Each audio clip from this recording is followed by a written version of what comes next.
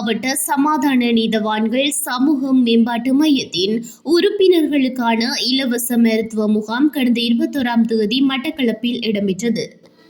மட்டக்களப்பு மாவட்ட சமாதான நீதவான்கள் சமூக மேம்பாட்டு மையத்தின் வேண்டுகோளுக்கு அமைய முதற்கட்டமாக 100 சமாதான நீதவான்களுக்கான இலவச மருத்துவ முகாம் நேற்று மட்டக்களப்பு பிராந்திய சுகாதார பணிமனையில் இடம்பெற்றது.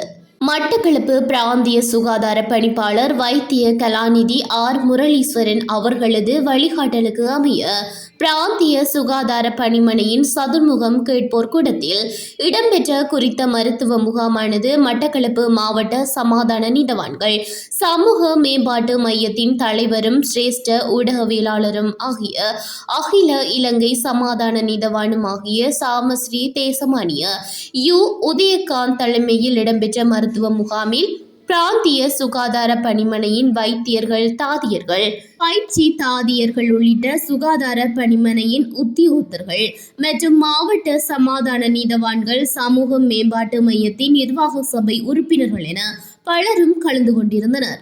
இதன்போது 100 சமாதான நீதவான்களுக்கு இலவசமாக மருத்துவ பரிசோதனைகள் மேற்கொள்ளப்பட்டவுடன் நீதி அமைச்சினால் கோரப்பட்டுள்ள சமாதான நீதிவான்களின் உயிர்வாழ் சான்றிதழ் பெற்றுக்கொள்வதற்கான மருத்துவ சான்றிதழ் இதன்போது இலவசமாக வழங்கி வைக்கப்பட்டமை குறிப்பிடத்தக்கது.